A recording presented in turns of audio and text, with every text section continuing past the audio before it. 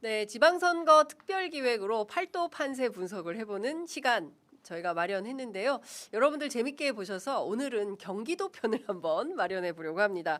함께 하실 세 분 소개하겠습니다. 더불어민주당 김병주 의원님, 그리고 김기표 의원님, 그리고 김남국 대변인 나오셨습니다. 세 분 어서 오십시오. 네, 네, 반갑습니다. 네. 잘 지내고 계시죠? 네, 요런 네. 조합 어떠세요? 요런 조합 처음 아니십니까? 보통 이럴 때 신박하다고 하죠. 신박한 구성. 예. 제가 박이고 여기 네. 자, 근데 하여간 오늘 제가 좋아하는 사람만 초대했어요. 오 진짜요? 김기표, 오, 김남국. 제가 의원님. 존경하는 분만 의원님 한 말씀 하셔야 됩니다. 네. 너무나 존경하고 좋아하는 분 합쳐서 분만 모셨네요. 네. 네, 아유 저희가 이 존경하고 좋아하는 세 분 모시고 광고부터 좀 소개하도록 하겠습니다. 자, 오늘 소개해드릴 제품은 글루타셀 스프레이입니다. 가려움 완화제이고요. 기온이 오르면서 일교차가 커지는 환절기가 되면 유난히 피부가 건조해지면서 가려워하시는 분들이 꽤 많다고 합니다. 피부가 민감해져서 건조해지면 적절한 실내 습도 조절이나 수분 섭취를 자주 해주십시오. 그래도 습관처럼 현재 긁고 계시다면 글루타셀 스프레이로 긁지 않도록 해주시는 것이 중요합니다. 글루타셀은 순한 화장품 성분이기 때문에 누구나 부담 없이 사용하실 수 있고요. 평소 가려워하시는 어르신들은 물론이고 긁어대며 보채는 아이들이나 약을 사용하기 곤란한 임산부들까지 안심하고 꾸준히 사용하실 수 있어서 좋은 반응을 얻고 있다고 합니다. 지금 긁고 계시다면 긁지 마시고 과학적으로 개발된 글루타셀을 뿌려보시기 바랍니다. 글루타셀은 전국에 있는 글루타셀 취급 약국이나 인터넷에서 구입하실 수 있고요. 재구매 고객들이 많아서 45ml 증정 이벤트는 계속된다고 합니다. 지금 유튜브 더보기 그리고 고정 댓글 링크를 클릭하시거나 검색창에 글루타셀을 검색해 주시기 바랍니다. 길죠? 아 광고가 네, 되죠. 귀에 쏙쏙 상당히- 들어왔습니다. 아 그랬어요? 다행입니다. 자, 건조하신 분들께 강추합니다. D-71일. 오, 얼마 안 남은 거 아닙니까? 네, 이 세 분은 출마를 아무데도 안 하시는 거죠? 이번 선거는 건너뜁니까? 아니지. 김남국 김남국. 혹시- 어디 갑니다. 전 어디 의원님은 갑니까? 안산의 대표 주자 아니에요. 안산의 대표 주자. 네, 안산의 예산 폭탄으로 지역 발전을 이제 알 수 없습니다. 네, 네.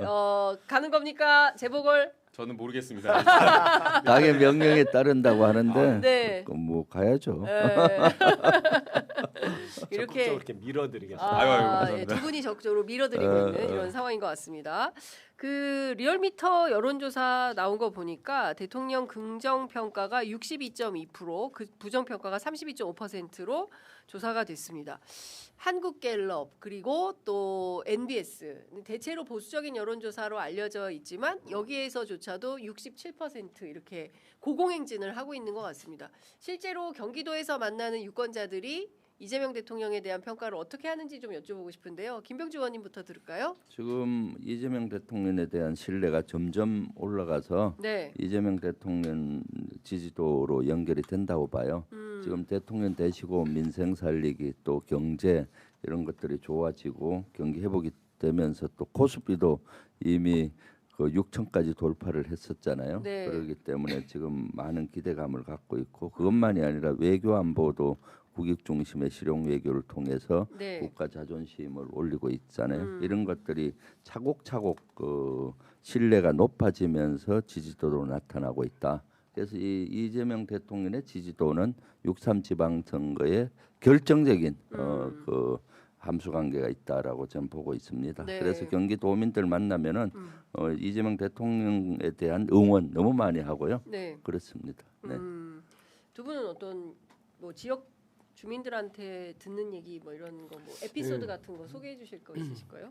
우선 이재명 대통령께서는 저 성남시장 경기지사 하실 때부터 사실 처음 지지율보다 끝나실 때 지지율이 더 높은 그러니까요. 그런 예. 굉장히 특이한, 굉장히 네. 특이하죠. 보통은 제일 지지율 높다가 이제 나중에 그렇죠. 좀 떨어지는 편인데 네.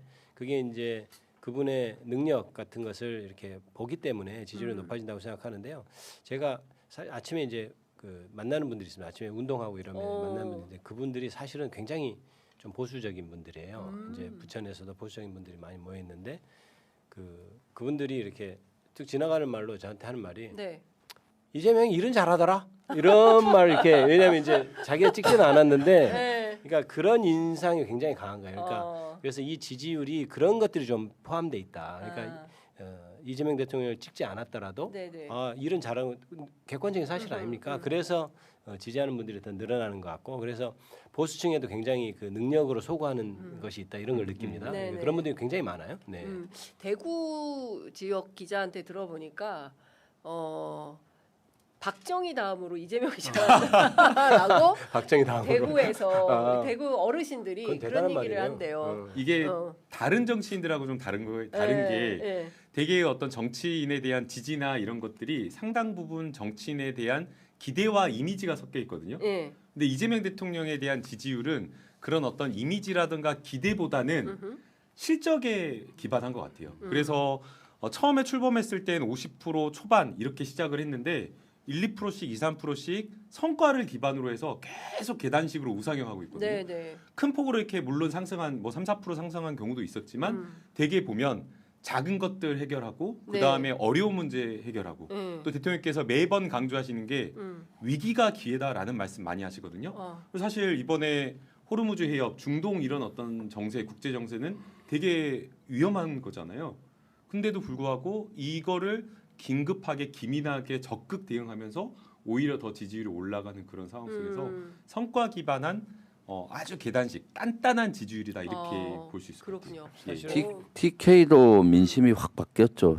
최근에 제가 TK 다녀왔었는데 예. 특히 대구 같은데 예. 민심이 엄청 좋아졌어요. 이재명 대통령 인기가 엄청 올라갔어요. TK 에서. 본인은 국민의힘 지지자인데 네. 진짜 이재명 대통령 보니까 일 잘하더라. 예. 그리고 또 그동안 우려했던 혹시 한미 동맹에 대해서 소홀하지 않을까 예. 했는데 한미 동맹도 누구보다도 잘하고 예. 또 그 국제 관계도 너무 잘하고 이렇게 해서 신뢰가 이젠 간다. 이렇게 바뀌어가는 것 같아요. 예. 그래서 이번에 대구시장도 김부겸 전 총리가 나오면 본인은 찍겠다라는 오, 보수에 계시는 분들도 그런 얘기를 많이 하시더라고요. 예. 그럴 정도로 민심이 바뀌어가고 있다. 바뀌어가고 그러니까 네네. 안보 문제 같은 경우는 이제 보통 보수가 더 잘하겠거니 이렇게 보통 생각하시는 네네네네. 게 특히 보수 편에 선 분이 많은데 사실 가만 따져 보면 안보도 오히려 민주정이 더 잘했다는 생각이 들어요. 문재인 대통령 때도 그렇죠. 미사일 사거리 늘리는 맞습니다. 문제라든지 이번에 핵주인 잠수함이라든지 이런 걸 보면 안보 문제에서도 확실히 잘한 것이 드러났고 특히 지도자가 위기 관리 능력을 보여줄 수 있는 이번 기회가 네. 있었잖아요. 그래서 더더욱 지지율이 높은 것으로 그렇게 생각이 됩니다.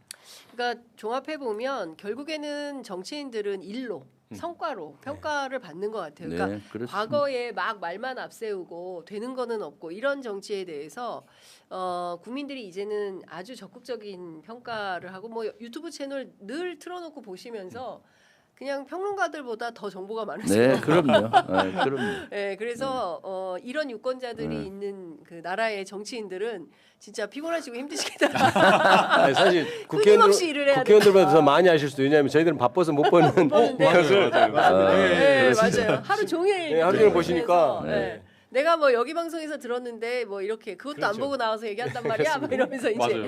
비판하시는 분들이 굉장히 많더라라는 장윤선 취재 편의점에서 많이 봤다는 분들도 있어요. 네, 더 많은 애청 부탁드립니다. 예. 네. 저 주블리 TV도 네. 구독 좋아요. 네. 김기표 TV죠. 네.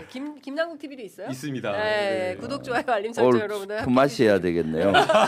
네 개. 늘 품맛이 해야 될 것 같습니다. 네. 그 의원님 중동 전문가 나오셨으니까 네. 이란 전쟁 살짝 좀 여쭤보고 네, 넘어갈게요. 네. 왜냐하면 워낙 일촉즉발의 그렇죠. 상황이었는데 네. 이게 한 곱이 넘고 이대로 끝나는 건지 아니면 네. 이란 얘기대로 이 전쟁은 본인들이 끝났다고 할 때까지 계속되는 건지 어떻게 전망해야 됩니까? 지금 갈림길에 서 있다고 봐요. 트럼프의 전형적인 압박식 이번에도 똑같이 강한 압박하고 옅은 이렇게 풀어주는 거 있잖아요.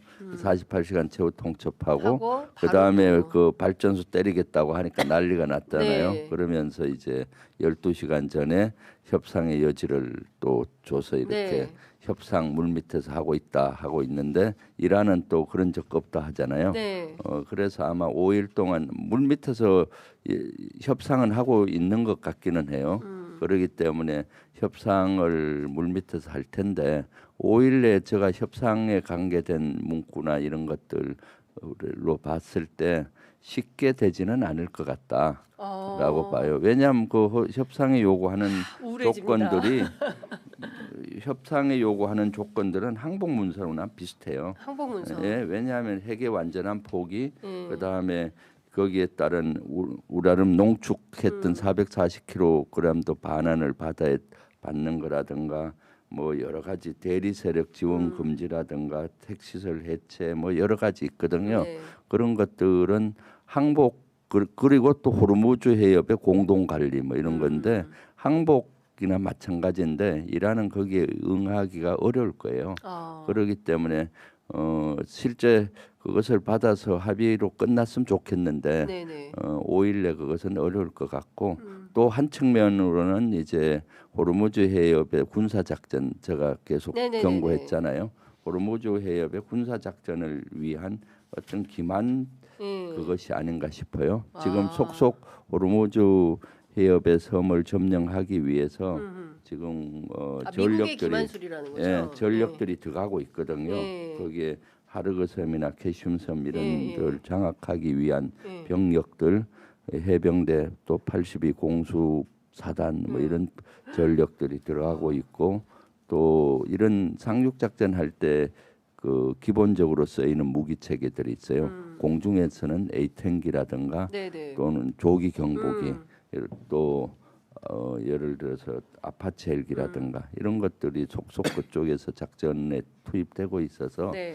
저는 제발 이것이 합의가 돼서 종전이 됐으면 좋겠는데 네. 그거의 가능성보다는 군사 작전을 위한 여건 조성 시간을 좀 벌어야 되거든요.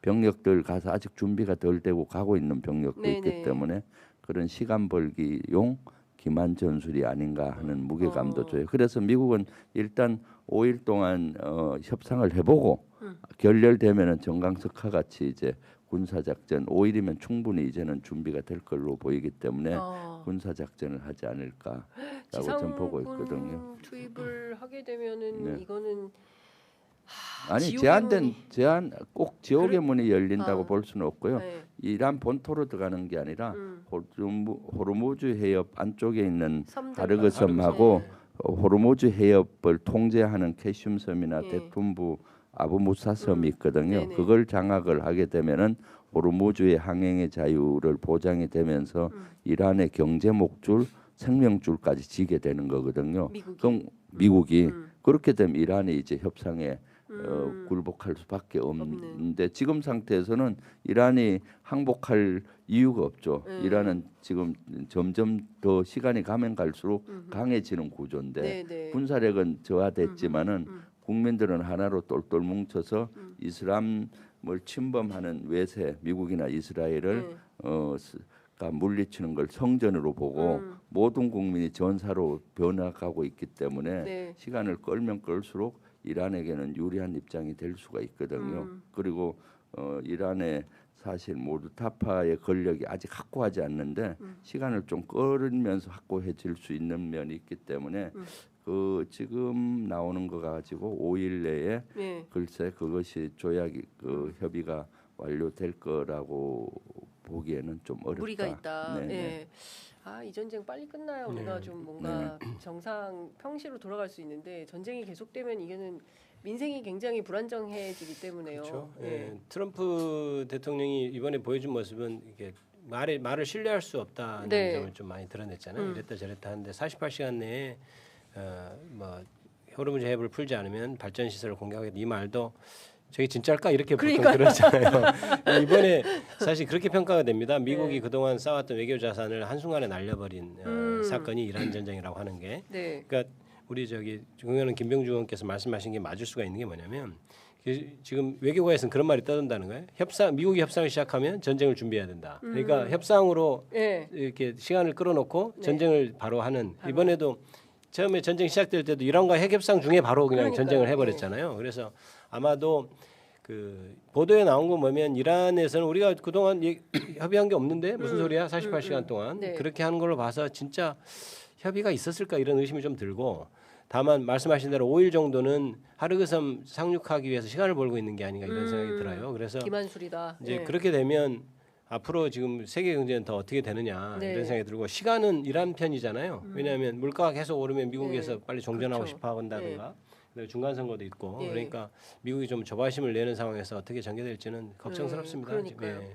우리한테 오는 경제 여파가 제일 심각한 것 같고 저는 최근에 하도 보수 언론들이 이 나프타 문제를 이야기하면서 당장 막 민생에 심각한 문제가 4월 위기설, 5월 위기설 막 이런 게 계속 나오고 있어서 국민들은 불안하실 것 같거든요. 실제 현장에 다니면 유권자들이 그런 얘기 많이 합니까? 이제 저희가 당장 느낄 수 있는 것은 출퇴근하면서 넣는 휘발유 가격에 그렇죠. 민감하게 맞습니다. 느끼잖아요. 예. 그리고 생필품 가격이 오를 때 그런 것들을 위기감을 느끼는데 그럼에도 이제 지금 현재 당장은 정부에서 최고가제를 시행해서 오르고 있는 가격 자체가 제한돼 있다 네. 보니까 체감하는 건 좀 덜한 것 같아요. 그러나 산업 현장에서 기업들이나 당장에 공장을 돌릴 수 없다라는 그런 이야기를 하고 네. 우리나라뿐만 아니라 세계 경제가 이거를 4주에서 6주 이상 견딜 수가 없다라는 이야기를 하고 있습니다. 네. 그렇기 때문에 아무리 세계 최강의 군사력을 가졌다라고 하는 미국도 이것을 길게 끌기는 어려울 것으로 보이고요. 네. 그러면 선택은 협상을 하고 포기를 할 것이냐, 아니면 정말 전면전으로 가가지고 호르무즈 해협을 장악할 것이냐 이 두 가지라고 보이는데요. 두 가지 다 열려 있는데 사실은 정말 전면전으로 갔을 때에는 그러니까요. 강대강 만약 이란도 강대강으로 나와버린다라고 하면 답이 없는 그런 상황이기 예. 때문에 그렇게 가지 않기를 바라는 그 마음이고요. 그러니까. 예, 호르그 섬이라고 하는 게 결국 이란의 원유 수출을 90% 이상을 담당하는 네. 뭐 원유 터미널이라고 불린다고 하더라고요. 근데 만약 거기를 정말 미군의 병력이 장악한다라고 하면 이란으로서도 그거를 국가의 경제를 좌지우지하는 그렇죠. 모든 것이 걸려 있는 것인데 그걸 쉽게 포기하기는 없기 때문에 강대강 대치가 될 수 있는 그런 상황이기 때문에 그걸 바라지는 않을 거라고 네. 생각이 되고요. 결국 5일 동안 이란이 좀 같이 미국과 좀 협상을 했으면 하는 바람인데 지금 어제 갑자기 또 네. 48시간을 줬다가 네. 타격한다고 했다가 뭐 발전소를 타격한다고 했다가 또 갑자기 대화하겠다라고 그러니까. 하면서 5일을 줬는데 네. 5일을 줬는데 이란에서는 대화가 전혀 없었다라는 그러니까. 지금 입장이 예. 나오고 있어요. 예. 그래서 하나 기대해 보는 건 예. 우리가 트럼프를 타코라고 얘기를 하잖아요. 예. 과거에도 아주 강하게 세게 이야기를 하고 아무것도 안 하고 그냥 유야무야 빠진 적이 그런 적이 많았기 때문에 이번에 그냥 세게 던진 메시지로 예. 그냥 좀 물러섰으면 좋겠다 생각이 듭니다. 그러니까요. 저희가 또 그 반전 평화의 촛불을 들고 트럼프를 말려야 되는 것이 아닌가. 어떻게 해야 되나 진짜. 그러니까 사실 예. 미국 입장에서 보면은 가장 중요한 것이 이제 전쟁 군사적인 목표는 거의 달성했어요. 사실은 핵시설 거의 파괴했고 미사일 시설 파괴했고 군사력을 공군 해군력 완전히 무력화돼서 당분간 향후 한 10년에서 20년 동안 더 이상 이란이 이스라엘의 위협이 안 되는 정도로 군사 목표는 달성을 했거든요. 네. 그런데 이제 변수가 생긴 것이죠. 호르무즈 해협을 네. 이란이 딱 통제를 한 막고 거예요. 있으니까. 그까지는 뭐 가정을 덜했던 걸 봐요. 예. 그래서 공중전으로 끝내려고 한 거죠. 공중과 미사일전으로 하면은 그 사실 올 연초에 1월달에 이란의 자체 반정부 세력들의 봉기가 일어났었잖아요. 네네네네. 그래서 핵심부가 제거가 되고 군사력이 어느 정도 소진이 되면은 뭐 반정부 세력을 규합을 해서 네. 봉기를 일으켜서 예. 정권을 무너뜨릴 수 있겠다라고 했는데 그것은 오산이죠. 예. 이슬람 국가들은 예. 사실은 외세의 침입이 있으면은 예. 이란에 대한 침입이라고 그렇죠. 보기보다는 예. 이슬람에 대한 침입으로 공격이라고. 보기 때문에 모든 국민들이 반정부 운동을 했던 사람도 예. 이슬람의 외세와는 예. 막기 위해서 싸우는 싸운다. 거예요. 그럼 예. 전사가 되는 거예요. 그러니까 예. 더 국민들이 똘똘 예. 뭉치는 꼴이 되는 예, 거잖아요. 예, 예. 형태가 되니까 예. 지금 반정부 세력의 그 봉기가 제압을 아주 그 사실은 하메네이가 엄청 무력으로 해서 수천 명이 죽었다고 하잖아요. 네, 네. 그런데도 불구하고 지금 일체 반봉기가 일어나지 않고 있는 상황이고 점점 강해지고 있고 네. 호르무즈 봉쇄까지 들어와 버리니까 예. 이제서야 급기야 이걸 해결하기 위해서 그 병력을 막 증파하잖아요. 해병대를 증파하고 그러니까요. 예. 뭐 또 82 공수사단을 증파하고 그래서 초기에는 공중전을 통해서 무력화시키고 이란의 자체 봉기를 유도해서 정권을 교체하려고 했는데 네. 오산이었던 예. 거죠. 그러니까 그러니까 급기야 지금. 이 호르무즈 봉쇄가- 얘기만 하고 있는 것 같아요. 호르무즈를 어쨌거나 통제가 해야만이 예. 그 이란은 협상에 들어올 거예요. 지금 상태에서는 저는 이란이 절대 5일 협상 내에 안 이란이 절대는 아닌데 예. 협상할 가능성이 적다. 적다. 예, 절대란 건 있을 수 수가 없으니까. 또 희망 섞인 우리 희망은 빨리 협상에 응해서 그러니까. 대충 마무리했으면 예, 좋겠다는데 예. 5일 내는 어렵고 그러면 호르무즈 해협에 있는 하르그섬이나 게슌섬, 데톤부 이런 걸 확보를 하게 되면은 미국이 호르무즈 해협을 통제하게 되는 거예요. 그리고 경제의 심장인 하르그섬도 점령이 되고 이란에 네. 그렇게 되면 이제 이란이 협상에 나올 수밖에 없고 없다. 그럼 대충 공동 관리 호르무즈 해협을 공동 관리하자 예. 뭐 이렇게 하는 형태로 아니면 공동 관리가 아니더라도 네. 뭐 어느 정도 미국이 원하는 선에서 그리고 이란이 또 전후 복구라든가 이런 거를 해결해 주는 면에서 알겠습니다. 해결하는 거는 이란 동결된 자금들을 풀어주면은 또 돈이 네. 이란에 몰리거든요. 그런 수순으로 가지 않을까 싶습니다. 그렇군요. 네. 하여간 이 전쟁 얘기만 하더라도 2박 3일은 더 해야 되기 때문에 오늘은 우리가 경기도 얘기를 하기로 해가지고 사실 경기도는 민주당의 탓밭이어서 경선이 본선이다. 사실상 국민의힘 지금 뭐 그 경기도지사만 하더라도 그렇고 뭐 기초단체장 또 기초광역의원에 이르기까지 대체로 민주당이 엄청나게 강세 지역 아닌가. 그래서 오히려 좀 쉽게 선거가 갈 가능성이 있다고 보여지는데 김기표 의원님 어떻게 보세요? 아무래도 경기도가 지형이 민주당에 조금 유리하게 보통 판단하는 네. 지역은 맞고요. 네. 경기도 인구가 거의 우리나라 26% 전체 인구 26%에 해당하는데 사실 전국 각지에서 모이던 어떤 분들이 다 모여 있어가지고 어떻게 보면 전국의 민심을 한 번을 이렇게 축약해 놓는 그런 거라고 의미를 저는 갖거든요. 네. 그런데 이제 그러니까 지금 현재 본래도 전체적인 지형이 이제 민주 진영이 조금 더 유리한 지형인데 지금 워낙 이재명 대통령께서 잘하고 있기 때문에 네. 실제로 예선이 본선이다 말할 정도로 본선보다 예선이 더 치열하다는 얘기가 좀 나오고 있는 거고 게다가 지금 국민의힘에서 지금 함진규 그다음에 그런 분들이 나온다는 네, 거 아니죠? 양향자 양향자 그다음에 함진규 이 두 분이 나오는데 지금 민주당 예비 경선 후보들과는 좀 비중이 너무 좀 차이가 많이 나고 네. 그다음에 그래서 추가로 뭐 김문수를 뭐 영입하니 많이 이런 얘기도 있잖아요. 그래 이미 패배를 거의 자인하고 있는 것 아닌가 이런 생각이 드는데요. 물론 저희들이 더 열심히 겸허하게 해야 되겠지만 지금 현재 판세는 그런 걸로 네. 저는 판단이 됩니다. 예. 김문수 전 대선 후보가 경기도지사의 국민의힘 후보로 투입이 되면 판세가 확 바뀔까요? 판세가 확 기울죠. 확 기울어요? 예. 바뀌는 건 맞습니다. 바뀌는 건 맞는데 확 기우는 거고요. 제가 어제 그 보수 패널 들고 방송하면서 재미난 정말 더 충격적인 이야기를 들었는데요. 네. 그 이정현 공관위원장이 네. 이진숙은 더 크게 쓰일 곳이 있다라고 하면서 컷오프에 대한 변을 맞아요. 이야기했잖아요. 예. 그리고 고성국 TV에서도 그런 이야기를 했는데 예. 이진숙이 예. 경기도도지사로도 나갈 수도 있다. 아 진짜요? 네, 그래서 저희는 와. 몰랐는데 그 이진숙 그 전 방통위원장을 진다르크라고 한다는 거예요. 진다르크. 네, 이진숙 그래서 진다르크라고 한다 해서 예. 추다르크와 진다르크의 승부다. 진짜 막 하자는 거네요. 진짜. 보궐이 아닐 수도 있다 네. 그래서 제가 정말 충격적인 이야기입니다. 아니 근데 이진숙 후보자는 경북 그냥 완전히 찐 경북인데 그런 분을 농담 아니에요? 진지하게 생각해서 제가 진지하게? 충격받았어요. 진지하게? 설마 농담이겠죠. 진짜. 예. 김문수 전 장관이 나오면은 예. 경기도뿐만 아니라 예. 6.3 지방선거 전국에 예. 아주 우리로서는 호재라고 봐요. 왜냐 예. 내란과 한 몸이잖아요. 그렇죠. 그래서 내란과 국민의힘은 내란당이란 걸 더욱 더 증명해 보이는 그런 네. 역할을 하기 때문에 6.3 지방선거는 이번에 내란과 한 몸인 국민의힘 심판이라는 걸 더 강화시키기 때문에 네. 경기도뿐만 아니라 전국에. 전국 판세를 확 뒤집을 수 있는.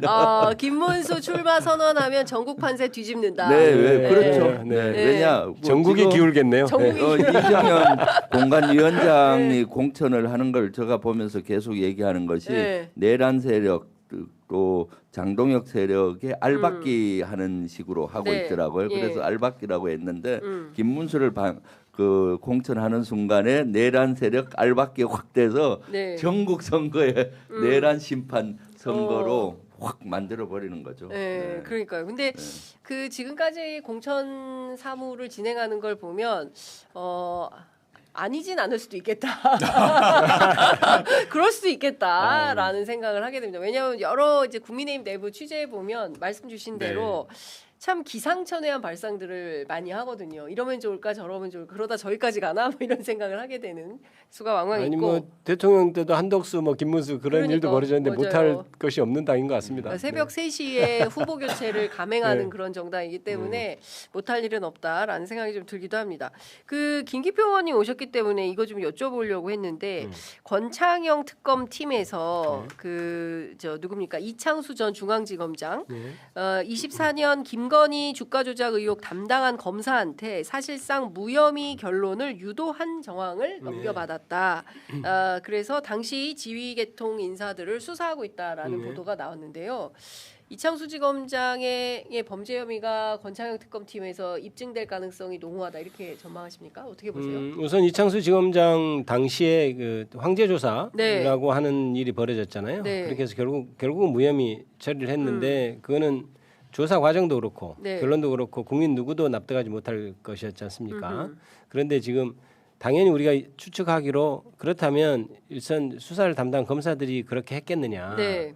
이게 아무래도 이창수 검사장이 전주에 있다가 중앙으로 올려질 때는 사실 그 사건 처리하라고 지금 온 거거든요. 그래서 기존에 있던 검사장이 그거를 처리를 안 하고 버텼다는 얘기가 있어요. 네. 그래서 그거를 고등검사장으로 영전시킨 형식으로 좌천시키고 수사실무를 떼게 하고 이창수 검사장을 데려왔다는 얘기가 있는데 그렇다면 그 어떤 행태들 황제 조사라든지 불기소가 위에서부터 이렇게 내려왔을 가능성이 있어 보인다. 그거는 네. 추측이 가능한 것이었는데 그런 증거를 좀 잡은 것 같습니다. 네. 그러니까 이게 만약에 사실로 밝혀진다면 당연히 직권남용에 해당하겠죠. 그래서 검사라는 것은 원래 각각이 다 단독 관청이라고 해가지고 각각이 주관적으로 주체적으로 결정을 내리는 네. 기관이거든요. 물론 내부 행정적인 것이야 결제 시스템이 돼 있지만 그런데 그 사건에 있어서 어떻게 하라고 이렇게 지시가 내려가는 것은 그것도 부당한 지시라면 네. 결론을 미리 정해놓고 하는 지시라면 직권남용이 충분히 될 수 있다고 보고요. 그래서 지금 그걸 포착한 것으로 보여집니다. 예, 충분한 증거가 전 될 수 있다고 봐요. 근데 이런 것 같아요. 수사를 다 한 다음에 수사 자료가 있는 상태에서 이거를 법리적으로 검토하고 이거는 무혐의하는 게 맞겠다 이런 수사 지휘를 하면 괜찮을 수 있어요. 문제가 그렇죠. 없을 수 재량권 정도의 네. 왜냐하면 그 법률적으로 애매하잖아요. 근데 이게 아니라 아예 갈 때부터 이거는 그냥 이 사건을 무마하려고 그냥 중앙지검장을 시킨 거예요. 그리고 무리하게 인사조치를 하고. 그러니까 이제 그렇죠. 그리고 이창수 지검장이 또 가가지고 검토를 열린 결론을 열어놓고 무죄냐 기소냐 불기소냐 일부 기소냐 이렇게 한 게 아니라 아예 집중적으로 무마하려고 무죄 판례를 막 찾아봐라 막 이런 식으로 했다. 예. 그게 이제 처음부터 무죄를 주려고 그런 의도였다라고 한다면 이거는 직권남용 권리행사 방해가 될 수 있는 거죠. 그렇죠. 이게 예. 꼴대 네. 야 이게 네. 꼴대야 일로 차 이런 거잖아요. 아예 저기- 여기로 네, 들어가야 그렇죠. 돼. 네. 이게 꼴대야 저게 아니야 이거야 이게 저게 그런 거죠. 네, 네. 그러니까요. 이제 네. 이렇게까지 검찰이 김건희를 봐주려고 결심을 하고 사실상 검찰 인사까지 그냥 해버린 거다라는 게 확인이 되는 거 네, 맞습니다. 아니겠습니까? 네. 그러니까 제가 보기에는 이거는 진짜 국민들 특히 검찰 내부에서 네. 이거는 용서할 수 없는 범죄라고 생각해야 될 것 같아요. 그렇죠. 내부에서도 그때 소란스러웠거든요. 기존에 이창수 검사장 있을 때 그전 검사장도 사실은 정권의 코드를 맞춰서 네. 하는 것으로 조금 많이 비판을 받았던 검사장이었는데 그 검사장이 그래도 이건 내가 못하겠다 약간 그랬던 모양이에요. 네. 그때 굉장히 시끄러웠어요. 네. 그래서 아마 이제 그때 용산에서도 막 뭐 진노했느니 분노했느니 네. 이런 네. 얘기가 있어서 그러면 이렇게 어디 고검장 영전했는데 저거는 네. 자른 거다. 좌천성 그렇죠. 승진이라는 좌천 말이 승진이라는 말 그때 있죠. 처음 나왔었죠. 그렇죠. 네. 그래서 이제 그렇게 해서 아예 전주지검에 가서 사실은 이상직 문재인 대통령이 그거 관련해서 막 네, 또 사건을 수사. 막 이렇게 무리하게 했던 네. 이창수 검사장을 다시. 중앙으로 뭐 올린 것은 다 그런 왜냐하면 이창수 검사장이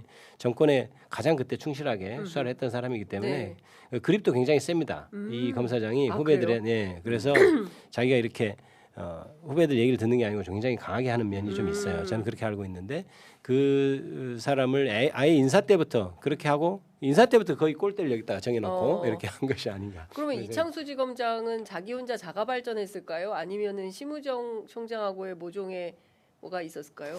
저는 그게 이제 검찰의 어떤 생리나 조직 구조상 네. 자가 발전하기는 어렵고요. 검찰총장과 네.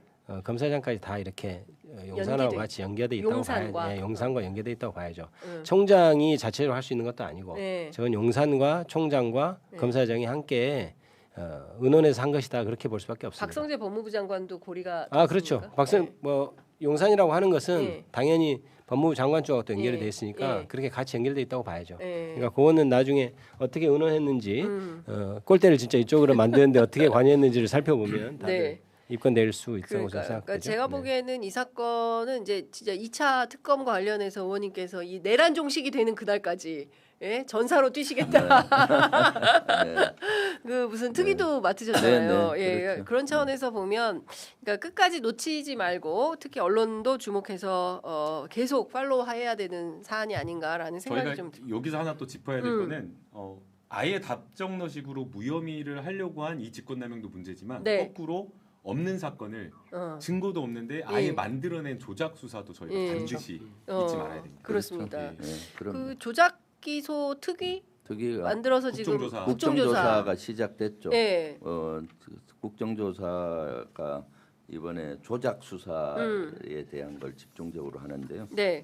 예를 들면은 대장동 개발 특혜 의혹 사건이라든가 유래 신도시 개발 비리 의혹, 쌍방울 대북 송금 사건, 네. 김용 전 민주연구원 부원장 정치자금 수수 의혹 네. 사건, 부동산 또 문재인 정부 때 부동산 통계 조작 예. 의혹 사건, 서해 공무원 피격 사건 뭐 이런 것들이 네네네. 있어요. 이런 것들을 다 포함을 해서 실제 정치 검찰들이 조작 기소한 것들이 많기 때문에 네. 이것은 그 우리의 민주주의 근간을 흔드는 거잖아요. 그래서 국정조사를 통해서 밝히는데 50일 기간으로 정해졌고요. 네. 그래서 지금 서영교 의원이 위원장을 네네. 맡고 위원들은 20명으로 구성이 됐거든요. 네. 그래서 이런 것들에 대해서 철저히 조작 기소된 것들을 네. 사례를 밝혀내야 된다라고 보고 있습니다. 예.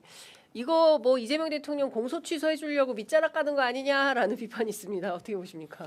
뭐 공소 취소를 뭐 추진한 의원들 모임이 있긴 하지만 네. 그것과 이 국정조사는 전혀 별개고요.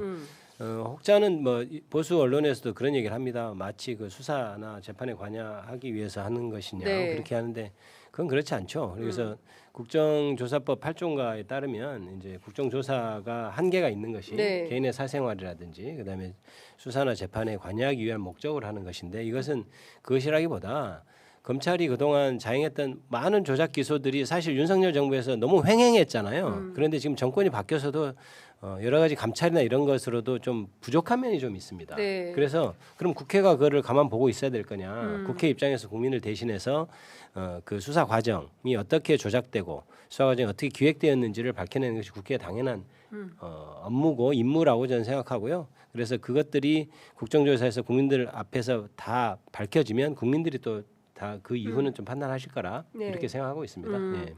그 박상용 검사 있어요. 네. 그 이분이 저희 취재 편의점도 지금 고소해가지고 재판 중에 있는데. 고소 당하셨습니까? 아니 이성윤 의원 출연한 부분에 대해서 이성윤 의원님 말씀하신 부분에 대해서 이제 하여튼 지금 재판 중에 있는데 여하튼 뭐 그거는 별건으로 네, 하고요. 네. 정성호 법무부 장관하고 구자연 검찰총장 직무대행한테 이프로스로 쪽지를 보내가지고 이번 국정조사는 피고인 이재명에 대한 공소 취소의 근거를 만들기 위해서 이뤄진 것으로 이것은 불법성이 명백하다. 향후 국회에서 출석 요구서가 왔을 때 출석을 해야 하느냐 그리고 이번 일에 대응할 특별 조직을 언제 어느 정도 규모로 만들 건지 밝혀달라. 그리고 검찰 조직 차원에서 이거 대응을 좀 해달라라는 당부를 한 겁니다. 검찰 조직 차원에서 뒷받침을 해야죠. 뒷받침. 왜냐하면 예. 원래 이런 어떤 사건이 있었다라고 하면 네. 법무부에서 검찰에서 감찰했어야 될 사안입니다. 이거 그렇죠. 원래는 이제 형사 사건이 된다라고 하면 형사 사건은 사실 물론 증거 능력이나 수사의 어떤 위법성 절차적인 부분도 보지만 네. 그러나 주로 보는 거는 이게 유무죄만 보거든요. 그래서 위법 수사라고 하는 전단의 이런 어떤 불법성을 감찰이나 이런 걸 통해서 밝혀내야 되는데 잘 안 돼요. 문재인 정부 때도 김학의 사건을 비롯해서 과거사 진상조사위원회가 여러 사건을 밝혀냈는데 그거 밝혀내는데 정말 오랜 시간 걸리고 그 감찰하고 과거사 진상조사 사건을 담당했던 검사들을 수많은 뭐 검사들이 대놓고 전화를 막 협박했다고 하더라고요. 이딴 식으로 하면 너 앞날이 어두창창할 거다. 예. 어둠창창할 거다. 예. 창창한 게 아니라 어둠창창할 거다 하면서 아예 대놓고 협박을 해서 사실 이 법무부에서 감찰할 거라 하지 못하고 있는 것을 국회가 대신해서 밝히겠다라고 하는 거잖아요. 그래서 저는 대응한다라고 하면 법무부에서 정말 감찰에 준할 정도로 뒷받침해서 여러 자료 요구나 이런 것들을 소소하게 신속하게 대응해야 된다고 생각합니다. 어떻게 보세요, 검찰 출신 국회의원으로서? 일단 저는 이제 검사들의 오만함이 그대로 박상현 검사를 통해 좀 드러난다는 생각을 하고 있고요. 네. 불법이냐 아니냐를 자기가 최종적으로 개인적으로 생각할 수는 있지만 국회에서 만약에 출석 요구를 하면 당연히 공직자로서 요구를 해야 되는 것이 자기가 네. 불법이다 해서 안 나가거나 어떻게 할 거냐 이렇게 얘기할 수는 없는 것 같고 총장이나 장관한테까지 자기의 개인적인 어떤 조작 수사에 관련된 국정조사에 대해서 어떻게 단체적으로 대응해달라고 하는 것은 좀 도를 넘은 것이죠. 저는 그렇게 보고 있고요. 그다음에 요새 박상용 검사가 여기저기 유튜브 채널이나 이런 데 나와서 이제 여러 가지 얘기하는 거 제가 좀 듣는데 근데 좀 현직 검사가 언론 매체에 나오는 거 되게 이례적인 현상. 예, 그건 보통 그게 내부에 그 규정이 있을 거예요. 나가는 게 뭐 보고하고 뭐 이런 게 있을 텐데 그런 걸 뭐 잘 했는지 모르겠으나 사실은 굉장히 부적절한 거죠. 그러니까 자기가 이제 이게 뭐 나중에 수사받고 문제가 되게 생겼으니까 저는 그렇게 한다고 여론전을 펼치는 거라고 생각하거든요. 그래서 일부 진짜 내란 옹호 세력한테 이렇게 기대어서 자기의 방어방을 만드는 거라고 저는 그렇게 봐요. 그러니까 굉장히 어떻게 보면 그동안 검찰이 보여줬던 민낯이 더 지하로 들어가는 것 아닌가 이 박상현 검사로 인해서 그런 안타까움이 들죠. 그래서 이거는 차분히 자기가 국정조사 가서 잘 대응하고 뭐 자기가 억울한 게 있다 예를 들어 그럼 거기서 얘기하면 되는 겁니다. 그런데 그걸 마치 자기가 자기는 너무 잘했고 저쪽에서 국회에서 하는 게 이상하다 이런 식으로 여론전 선전전을 벌이는 것은 공직자로서 할 일이 아니죠. 그렇군요. 지금 49분 지나고 있는데 우리 김병주 의원님께서 다른 방송 또 출연이 예정이 돼 있어서 급하게 또 오늘은 여기까지 하시고 김병주 의원님은 먼저 보내드리고 남은 얘기는 저희가 조금 더 하도록 하겠습니다. 제가 줄로 갈까요? 예, 아니요. 거기 앉아 계셔도 됩니다. 이란전이 지금 아주 핫하게 돌아가서 여러 방송국에서 출연 요청이 너무 많아요. 우리 김병주 의원님은 중동 전문가시기 때문에 먼저 조용히. 근데 신공이 있으세요. 카메라를 피해서 가시는 신공. 이거는 육군 대장 출신만 할 수 있는 유일한 무기다. 네, 알겠습니다. 김병주 의원님은 저희가 다음에 또 모시도록 하겠습니다. 고맙습니다. 감사합니다. 감사합니다. 자, 사실 검찰 개혁과 관련해서 할 얘기가 많이 있습니다. 어제 이제 봉화마을에 가가지고 그 당 지도부가 검찰 개혁 2단계 완수를 했다 이렇게 선언을 하기도 했는데요. 이제 공소청, 중수청 법안은 여기서 마무리가 되는 것이고 이제 남은 것은 보안 수사권을 둘러싼 논란이다. 이렇게 대충 보면 되는 겁니까? 근데 지난 수기 과정에 대해서는 이러저러한 평가들이 좀 있는 것 같은데요.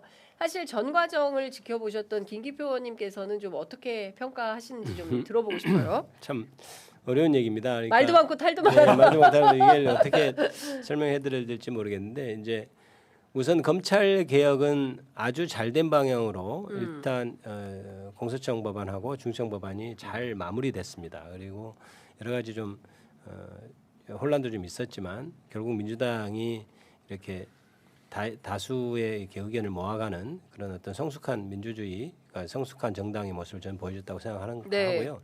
아까도 말씀드렸듯이 보안 수사권 문제가 남아 있는데 그 부분도 잘 해결되라고 봅니다만은 이번 논의가 조금 안타까웠던 것은 뭐냐면 사실은 문제 제기를 하는 분들이 이제 법사위, 그러니까 저도 법사위원이었습니다. 저는 좀 입장이 애매한 게 저는 이제 원내 부대표도 하고 이제 당 대변인 역할이라 약간 이제 좀 이중적인 지위잖아요. 모자가 3개나 있으시죠. 그렇습니다. 네, 그래서 이게 당론으로 이제 채택된 사안에 대해서 또 법사위에서 이제 이견이 있었단 말입니다. 그러니까 저는 이제 그 안에서 논의를 하더라도 이제 밖에 가서 얘기하고 그러진 않았어요. 저도 입장이 있으니까. 그런데 조금 안타까웠던 것은 뭐냐면 당 내에서 어차피 그 주장하신 분들이 법사위원회에서 통과가 되고 네. 본회의에 가야 이게 통과되기 때문에 그렇죠. 어차피 이분들 의견을 들을 수밖에 없어요. 그렇지 않습니까? 사실 그렇죠. 우리끼리 흔히 말 방맹이를 치는 사람들이 그 사람들이기 때문에 네. 그분들하고 이게 합의가 안 되면 절대 될 수가 없는 통과가 안 상황이면 되죠. 예. 근데 이제 정청래 당대표께서 의원총회에서 그때 당론으로 채택하고 뭐라고 말씀하셨어요? 저는 그 부분을 굉장히 주목했는데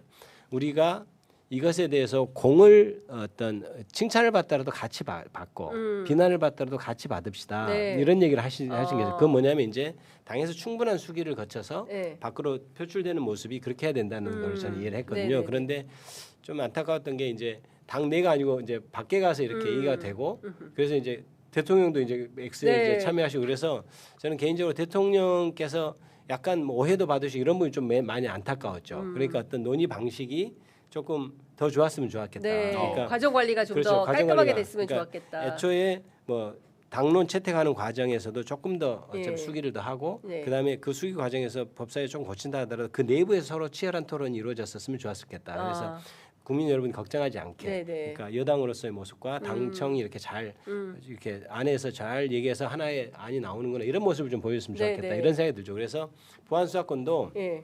이걸 교훈으로 삼아서 예. 그러니까 당론으로 정할 때 과정, 그다음에 법사위를 통과하는 과정, 본회의에서 통과하는 과정을 조금 더 과정 관리를 조금 더 신경 썼으면 좋겠다 이런 네. 생각을 하고 있습니다. 그렇군요. 네. 청와대 사정에 밝은 대변인.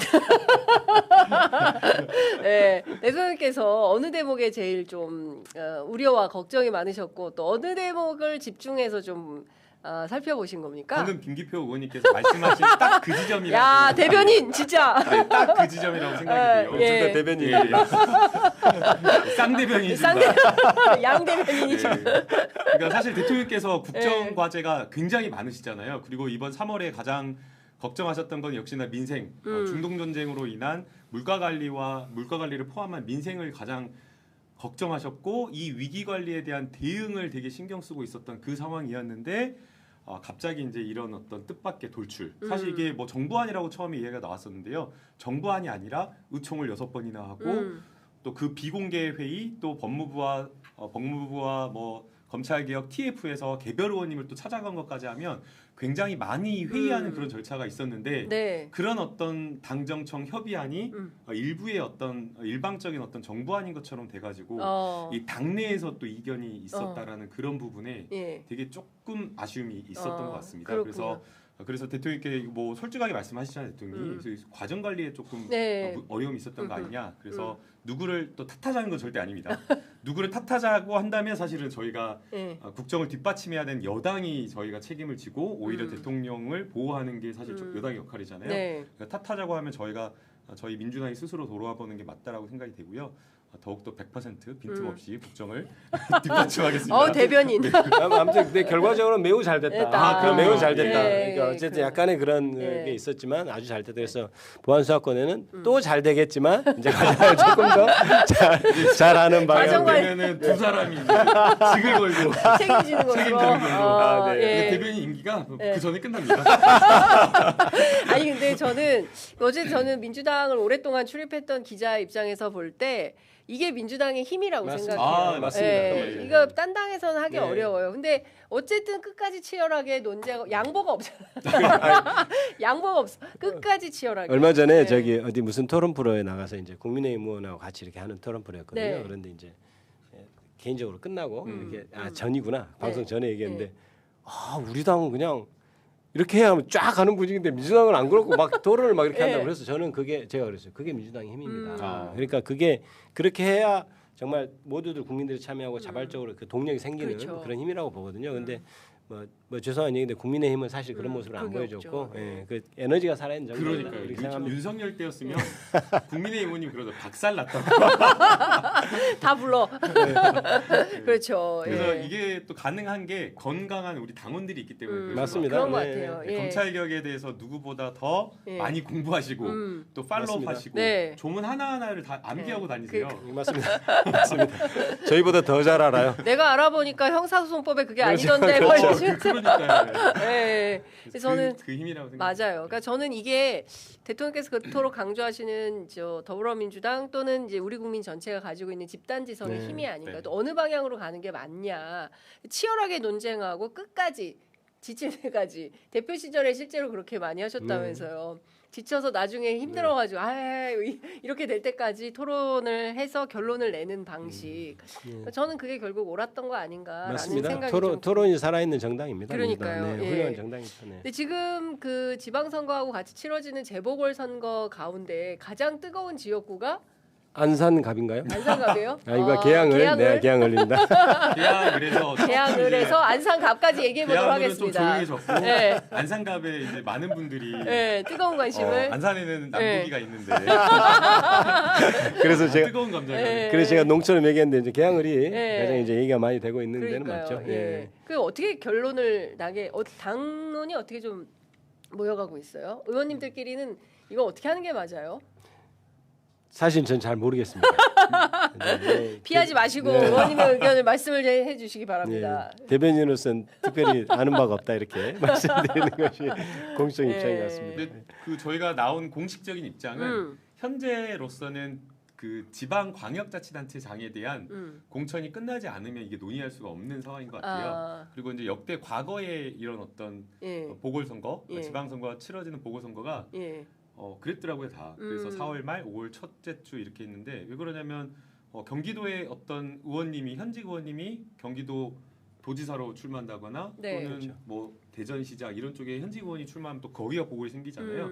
그렇기 때문에 결국에는 이 경선이 다 마무리 국면이 되어야지 예. 보궐에 그렇죠. 대한 논의가 시작되잖아요. 그렇군요. 어차피 그러니까, 보궐선거는 이게 지금 전략공천이거든요. 다 네, 경선이 네, 아니고 네, 사실 네. 대표께서도 그렇게 예. 언명하셨지만은 전략공천이기 때문에 사실 후보가 누가 되느냐에 따라서 보궐 지역이 더 늘어날 수도 있고 그렇지 않습니까? 그렇죠. 현역이 되면 보궐 지역이 안 그렇죠. 늘어나겠지만 이제 국회의원이 되면은 보궐 지역이 늘어나기 때문에 예. 이게 약간 맞추기 또 맞습니다. 필요하니까 사실 다 돼봐야 결정이 되는 겁니다. 그래서 그렇군요. 당에서도 특별히 예. 당 차원에서 진행되는 것은 없는 예. 걸로 저는 그렇죠. 알고 있습니다. 지금 제가 보기에는 그 후순위로 조금 재보궐 경우에는 네. 좀 천천히 생각을 해도 되겠다. 지금 당장 중요한 그렇습니다. 것은 예. 광역단체장을 중심으로 한 이제 지방선거 진용을 짜는 것이다라는 건데 그 내부가 치열해지니까 네거티브 마타도 이런 것도 진영 안에서 좀 너무 세게 있는 거 아닌가. 거기다가 8월 전당대회까지 합쳐져서 갈등 양상이 너무 치열해지고 있는 것 같은데 이게 좋은 겁니까? 아니면은 이게 경우에 따라서는 좀 분열적 상황으로 갈 수도 있다 우려도 하십니까? 어떻게 저희 요새 댓글창을 볼 수가 없어요 무서워서 못 봐. 예. 저희들도 마찬가지입니다. 이렇게 하면 이제 이쪽에서 예. 지지한 분들 문자를 한 문자를 500통씩 보내고 아 진짜요? 이렇게 하면 500통씩? 또 이쪽에서 이렇게 아. 문자를 이렇게 그러니까 하면 양쪽에서 다 예. 저희 기자들도 그래요. 똑같이 취재해서 보도하면 반대편에 계신 분들은 너 이러고 그렇죠. 또 비판하시고 똑같이. 예. 그래서 저는 아, 이제 며칠 괴롭습니다. 만에 한번 저는 이제 개파도 없고 하지만 너는 이쪽이냐 아니면 또 너는 이쪽이냐 그러니까 해서 또막 어느 날은 여기였다가 맞습니다. 내일은 이렇게 막그 그렇게 왔다 그렇게 갔다. 예. 되는데 이제 당연히 아까도 얘기했듯이 민주당에서 토론과 논쟁이 치열한 것은 민주당의 어떤 장점이긴 한데요. 네. 요즘 보면 이제 합당 그 논의부터 해서 맞습니다. 여러 가지로 지지자들이나 이런 분들이 조금 더 감정적으로 좀 격렬해진 느낌이 좀 있다. 그래서 이제 건전한 비판은 좋은데 약간 이제 인신공격적이거나 네. 이제 아예 대놓고 이렇게 하는 분들도 가끔 있는 것 같아서 그 부분이 조금 지지자의 우려되죠. 문제입니까? 정치인에 따라서 좀 연동되는 측면이 있습니까? 어떤 그런 세력이나 이런 현상들이. 이제 여러 가지가 있겠죠. 뭐냐면은 특별히 자기가 지지하는 어떤 정치인의 그 유불리에 따라서 말씀하시는 분도 있는 것 같고, 근데 저는 그게 정치인에 따른 거냐, 어떤 형세에 따른 거냐를 말씀드린 게 아니고 어떤 논쟁이나 토론하는 데 있어서 어떤 하시는 어떤 부분이, 그러니까 건전한 논쟁이 서로 이렇게 돼야 되는데 네. 약간 그냥 대놓고 그냥 야 무조건 우리가 오라 이런 거라든지 혹여 그 다음에 인신공격적이라든지 그 다음에 네. 오히려 국민의힘보다 더 미워하는 듯이 이렇게 말하는 거. 오. 지금 우리의 적은 국민의힘이거든요. 우리 내부 사람들은 그래도 네. 같이 이렇게 동지애로서 이렇게 같이 예. 좀 따뜻함을 가지고 토론해야 되는데 그렇지 않은 분이 가끔 있는 것 같아서 어. 그게 좀 걱정스럽다는 점은 좀 그러니까요. 느끼고 있습니다. 예. 정치인에 따른 게 약간 또 일부분이 있는 것 같아요. 그리고 그 장윤선 기자님의 의미를 네. 좀 알 것 같습니다.